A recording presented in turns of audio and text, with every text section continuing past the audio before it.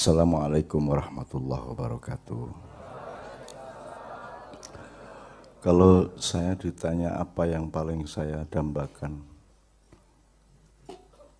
saya tidak akan bicara masalah-masalah teknis atau apapun yang terjadi di dunia dan terutama di Indonesia dalam 2 minggu ke depan ini. Yang saya dambakan kepada Allah adalah siapapun saja yang bersama saya maupun yang tidak bersama saya,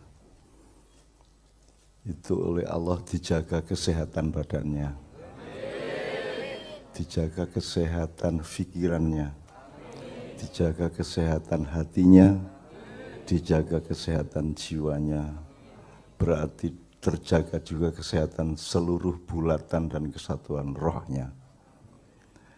Kalau menjaga kesehatan akal itu caranya tidak terlalu sukar. Ada objektivitas, ada sportivitas, ada ketepatan berpikir, ada metode yang sudah kita pelajari bersama, sudut pandang, sisi pandang, jarak pandang, resolusi pandang, lipatan pandang, lingkar pandang, dan apapun saja. Tapi yang tidak mudah adalah menjaga kesehatan hati Anda yang akan merupakan cicilan dan bangunan terhadap kesehatan jiwa dan akhirnya kesehatan roh kita. Kalau kesehatan jiwa saja belum cukup, karena kalau dia sudah bergabung dan menjadi satu mekanisme dengan kesehatan akal, baru dia merupakan kesehatan roh kita.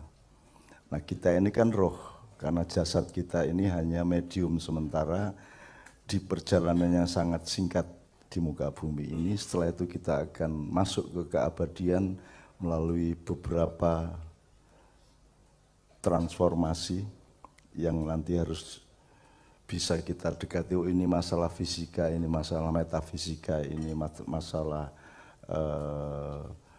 transformasi, ini masalah peralihan, masalah perubahan bentuk, ini ada yang radikal, ada yang revolusioner, ada yang evolusioner, dan seterusnya. Tidak sukar untuk menjaga kesehatan akal. Akal itu tidak disehatkan, tidak dijaga kesehatannya kalau hatimu tidak terjaga. Hatimu tidak punya antisipasi terhadap nafsu, karena kita punya 4 unsur ya, syahwat, hati. Syahwat ini loro ya, barangmu karo wetengmu ya. Dan puasa itu kalau hanya urusan bawah sama atasnya bawah ini, atas dan menengah bawah, ya, struktur sosial ya. Itu sangat mudah lah, anak balita sudah bisa puasa sampai maghrib kalau urusannya cuma itu. Kalau urusan puasa hanya sekedar tidak makan minum subuh sampai maghrib, tidak perlu firman, tidak perlu perintah Allah, itu bisa ditemukan sendiri oleh ilmu kesehatan manusia. Jadi itu masalah sangat sederhana. Tapi yang utama adalah puasa kehidupan dalam arti yang menyeluruh. Puasa, apa formula puasa untuk hatimu, apa formula puasa untuk jiwamu secara keseluruhan, dan apa sebenarnya puasa ruh. Karena Allah sendiri sedang berpuasa dan menunggu kiamat tiba yang Allah akan tentukan, sehingga nanti beliau berhari raya bersama kita di surga Jannatun Naim. Jadi kita ini latihan. Nah, kalau Anda menjaga kesehatan badan, ya nanti ada dokter Edot untuk mengerti batas-batasnya, formulanya, kiatnya, resepnya, dan seterusnya, sebab akibatnya, kuratif dan preventifnya, dan seterusnya. Tapi kalau kesehatan hati, kesehatan akal juga sudah ada, gampang, tidak terlalu sukar-sukar amat. Rasa sekolah bahkan bisa lebih sehat akalnya daripada sekolah. Karena kalau Anda sekolah, Anda akan bertemu dengan banyak sekali gangguan-gangguan terhadap akal sehat Anda. Misalnya gangguan kepentingan politik, kepentingan proyek, nafsu, dan seterusnya. Itu akan banyak gangguan, dan orang yang tidak sekolah adalah orang yang tidak mendapat gangguan itu karena dianggap tidak expert, maka dia tidak mendapatkan proyek-proyek dan legalitas. Jadi dia lebih tenang tidak sekolah. Tapi saya tidak menganjurkan Anda tidak sekolah. Saya cuma memaparkan kepada Anda, ayo dipertimbangkan kembali segala sesuatu dalam hidup ini. Kalau kesehatan hati, itu kan dia bukan atas sadar. Dia adalah sebuah wilayah yang sangat luas, luar biasa. Yang di bawahnya ada kompor nafsu yang akan membakar terus hatimu. Makanya Allah menemanimu dengan menyarankan agar engkau beriman kepada Allah. Kenapa beriman kepada Allah? Karena engkau sendiri tidak akan bisa menjaga rohmu. Yang bisa menjaga rohmu hanya Allah melalui para malaikatnya. Karena kalau engkau sendiri tidak bisa menjaganya, maka kita perlu komitmen dan nyantol atau gondelan Allah dan Kanjeng Nabi, wa'tasimu bihablillah, dan wala tafarraqu di antara kita. Nah, teman-teman sekalian, maka terus kemudian kita dikasih kiat-kiat sederhana. Pokoknya setiap peristiwa itu saya ulang ini sedikit yang sudah kita bicarakan bersama di PLN ya. Di PLN kan energi alhamdulillah temanya. Nah, malam ini gini. Jadi Pak Muzamil tolong nanti dikomentari langsung. Ini Ustadz Wildan, tafadhol nanti antum anytime ya, nanti kita ada saatnya kita berdialog. Jadi kalau kalimat thayyibah itu diafdholiyahkan atau diskala prioritaskan, itu kan bisa tergantung pengalamanmu masing-masing, bisa tergantung teori substansialnya apa. Ya, dan itu juga tidak ada yang mengikat satu sama lain. Kalau Anda menemukan bahwa hidup Anda itu sangat memerlukan Allahu Akbar, ya sudah Allahu Akbar. Kalau hidup Anda sangat memerlukan Subhanallah, ya sudah Subhanallah. Cuman mungkin kalau kita cari substansi teoritisnya, urut-urutannya sehingga seseorang menemukan puncak dari perjumpaannya dengan kemuliaan Allah Subhanahu wa taala. Mungkin pertama itu yang perlu kita lakukan itu istighfar. Karena gelasnya dicuci dulu. Kan gitu. Supaya nanti dapat minuman dari Allah Subhanahu wa taala. Saya bicara berdasarkan responden. Ya. Jadi istighfar dulu, karena istighfar itu pembersihan diri kita dari dosa-dosa. Kemudian menurut saya subhanallah, kita resmikan kebersihan itu dengan menyadari kesucian Allah Subhanahu wa taala. Subhanallah, jadi astagfirullah, subhanallah, kira-kira ya. Meskipun ini tidak terikat, jangan terus mengatakan, wah menurut madhab iya. Enggak, kalau madhab pokoknya Anda berdaulat dan Anda mencari yang paling efektif bagi diri Anda masing-masing. Anda bukan pengikut saya, jadi sekali lagi ojo ngikuti aku, tapi pertimbangkanlah segala sesuatu dengan bahan-bahan yang saya ikut nyumbang dikit-dikit. Jadi setelah astagfirullah, subhanallah, kemudian kita sudah bersih nih gelas kita. Maka kita mulai memilih mana ya yang mudorot, mana yang manfaat. Saya mulai menimbang-nimbang kembali. Oh ternyata yang kemarin itu bukan mudorot ya, karena dia mudorot itu kemarin. Setelah itu ada kejadian ini menjadi manfaat ternyata dia gitu ya. Itu namanya alhamdulillah. Jadi namanya kita mendapatkan hikmah. Hikmah itu puncak ilmu. Jadi ilmu ketika di atas intelektualitas dia sudah merupakan hikmah. Hikmah itu mendekat ke kemuliaan, jadi karomah. Gitu ya. Itu juga jangan dianggap teori saya. Ojo terus semua dipadatkan. Nah, ini juga hikmah yang langsung datang pada malam hari ini. Bagi yang menerima kopi insya Allah mendapat kenikmatan, dan yang tidak menerima kopi itu kenikmatan berlipat-lipat. Karena orang yang menyaksikan kenikmatan orang lain tapi bersabar dan ikhlas, maka dia mendapat kenikmatan luar biasa dari Allah Subhanahu wa taala. Ngono ae. Gampang ngapusi arek-arek gampang. Oke, tinggal diurut lagi Mas ya. Astagfirullah, subhanallah, alhamdulillah. Terus, iya ya, memang nggak ada kok kita itu. Memang sebenarnya yang ada itu cuma Allah. Kita tuh nggak punya apa-apa kita itu. Kita tuh bukan siapa-siapa sebenarnya. Sebenarnya semua itu ya la ilaha illallah. Maka kemudian la haula wala quwata illa billah. Udah, kemudian kita berderet terus, ada kalimat thayyibah yang sangat bermacam-macam yang Pak Muzamil mengatakan jumlahnya tidak terbatas sebenarnya. Semua bisa menjadi kalimat thayyibah. Meskipun disepakati sementara oleh para ulama itu yang Anda hafalkan subhanallah walhamdulillah wala ilaha illallah wallahu akbar. Bahkan astagfirullah tidak disebut di situ. Wala haula wala quwata illa billahil aliyyil azim, itu ya. Dan itu tidak usah dipertengkarkan. Tolong Anda punya sensitivitas dan spontanitas untuk menikmati rahmat Allah itu.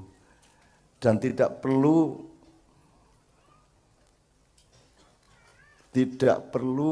mencari-cari perbedaannya dengan cara sahabat Anda atau orang lain menikmatinya. Lho ya piye to ya. Wong panganan wae ora rasa. Lho ngono lombok 5 kok pedes iki piye to? Ya ora apa-apa to.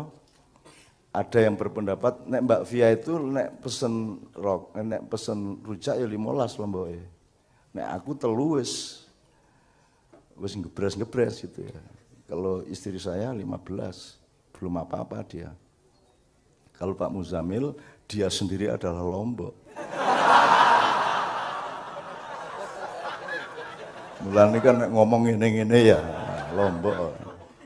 Nah, terus diobati pakai minuman yang namanya seperti. Ustaz, orang Madura tidak bisa nyebut Sprite. Kalau beli ke warung, Pak, ada sepertinya enggak? Maksudnya Sprite. Angel Madura. Oh alah. Kalau di Lombok itu beda lagi. Di Lombok itu kalau orang makan nasinya nasi Lombok. Oke. Terus lauknya ikannya ikan Lombok, minumnya air Lombok juga. Oh, karena Lombok. Kalau di Lombok. Kalau Madura.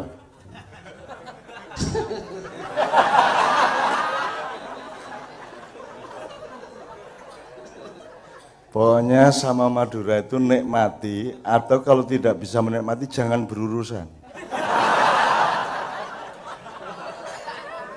Cuman dua itu, jadi hidup itu cuma dua, antum kreatif atau antum taat. Kalau Anda tidak bisa, susah untuk taat ya Anda kreatif. Kalau Anda tidak bisa kreatif ya sudah taat aja. Iki ora kreatif raiso taat ya ora. Bahasa Indonesia yang ini caranya. Ya, kalau Anda tidak ijtihad, taat, gitu kan. Para ulama berijtihad, umatnya taat, yang gitu. Nah, siapapun saja yang bisa berijtihad, silakan berijtihad, gitu ya. Tapi tidak usah dihubungkan antara ijtihad sama taat. Jadi saya berijtihad, tapi saya tidak minta ketaatan Anda kepada saya. Karena yang punya hak untuk ditaati hanya Allah dan Rasulullah sallallahu alaihi wasallam. Atiullah wa atiur rasul wa ulil amri. Ulil amri itu artinya, Pak Muzamil, jelasin Pak Muzamil. Ulil amri artinya orang-orang yang memiliki otoritas. Ekspertasi. Iya, ekspertasi. Terhadap urusan-urusan. Nah, sarjana, gitu, doktor, fakultas apa.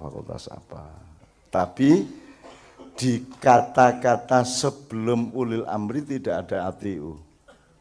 Kalau itu bentuk kalimat, itu gaya kata, gaya kalimat, gaya ungkapan, mestinya atiullah war rasul wa ulil amri minkum. Tapi tidak. Wa atiullah wa atiur rasul baru wa ulil amri minkum. Ini gaya yang tidak jelas. Pasti ada maksudnya. Ya. Atau sekalian, kenapa tidak tiga-tiga sekalian? Atiullah wa atiir rasul wa atiu ulil amri minkum. Kan gitu mestinya. Tapi enggak. Atiullah, Allahnya pakai atiu, rasulnya pakai atiu, ulil amrinya enggak pakai. Menurut saya kayaknya loh ya. Tapi jangan terus dianggap ini rumus, enggak, kayaknya. Kalau ketaatan kita kepada Allah dan Rasul itu mutlak. Tapi kalau ketaatan kita kepada ulil amri, apa itu expert, apa itu para ahli atau direktur atau kepala, komandan, panglima, presiden, kaisar, segala macam, itu relatif. Tidak mutlak kita taati. Kita verifikasi dulu ini segaris enggak dengan ketaatan kita kepada Allah dan Rasulullah. Kalau segaris ya kita taat. Sama dengan orang tua juga relatif. Ibrahim alaihissalam tidak taat kepada bapaknya karena dia taat kepada Allah dan Rasulnya, kan begitu. Jadi jangan asal orang tua pasti ditaati, nanti dulu anak ngejak nang pasar kembang bareng. Ono lho ki Dot. Bapak karo anake loro iki bareng-bareng nang pasar kembang iki ono lho iso nglakoni lejan. Oh alah. Pira-pira ada, berarti ada referensinya di belakang sebelah kiri. Marjaknya gitu. Oke, jadi teman sekalian kita mulai dengan kesadaran itu. Pokoknya gini, kita itu kan lemah. Jadi kita harus milih Mas, mau taat atau mau cari sendiri. Kalau cari sendiri, harap tahu bahwa yang bisa kamu cari kan tidak ada 1% dari kehidupan ini. Jadi yang 90% kita tetap taat kepada Allah. Kan gitu. Enggak bisa ini ada Pak Dokter bilang kopi baik apa tidak, dia ada rumusnya. Gitu kan. Tapi ada yang kedokteran enggak punya rumusnya. Misalnya Mas Edot bisa menjelaskan bahwa kanker enggak ada. Enggak iso. Sebabnya pokok kanker enggak ono. Sebabnya pokok ini Mas Joko SP sedang di ICU, sedang di IGD Panti Rabe. Jadi tadi malam saya bilang Zaki, Zak, besok tema kita kesehatan sambil mukadimah untuk bukunya Dr. Hasman yang akan terbit. Terus malaikat bisi tenan gue gitu. Aku ra krungu, aku kesel saka Magelang. Jebul karepe iki nek pancen arep tema kesehatan ya tak larake siji. Kiai Kanjeng, loro tenan Kiai Kanjeng.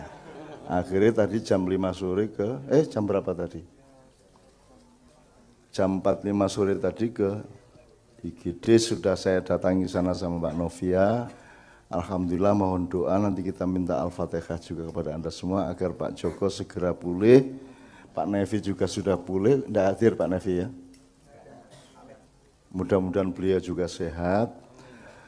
Dan aku njaluk tenan karo Kiai Kanjeng tolong ojo ngawur manganmu, ojo ngawur uripmu. Turu ora turu dihitung tenan. Setiap ono mur sing longgar dirapeti. Nek kesehatan ngono kuwi. Anek mobilmu iku ana longgar sithik kok kamu biarkan besok akan besok lagi gitu. Pokoknya ada mur longgar siji cepet dirapetin. Ada sedikit gangguan Anda cepat perbaiki. Apa krasa apa ning kene cepet didoleki. Nek kowe ra iso goleki digosok nganggo ayat. Ya aja ming ayat tok ya nganggo ngopo ngono ben ya. Nah, terus tapi diayati, di Al-Fatihah difirmani gitu ya, digosok dengan lantaran firman Allah Subhanahu wa taala. Jadi teman-teman gitu ya, kita ini lemah gitu ya. Apa yang kita tahu kita enggak tahu. Sebenarnya kita ini semenit lagi terjadi apa kita yang enggak tahu. Kowe iki arep lara apa ora aku ya ora ngerti. Makanya salah satu yang paling prinsip dari bukunya Pak Asman adalah ada satu poin di antara 41 poin untuk epilog yang saya kasih itu, saya mengatakan tidak benar kalau saya itu sehat. Yang benar, yang hak adalah Allah sampai hari ini belum memberi saya sakit, belum memperkenankan saya untuk mengalami sakit. Itu toh. Tapi kalau dibilang saya sehat, tidak. Karena sehat itu milik Allah, bukan milik saya. Anda sesehat apapun bisa sakit, Anda sesakit apapun bisa sehat. Anda hidup sangat sehat, wis pokoknya dihitung kabeh, tetap iso loro.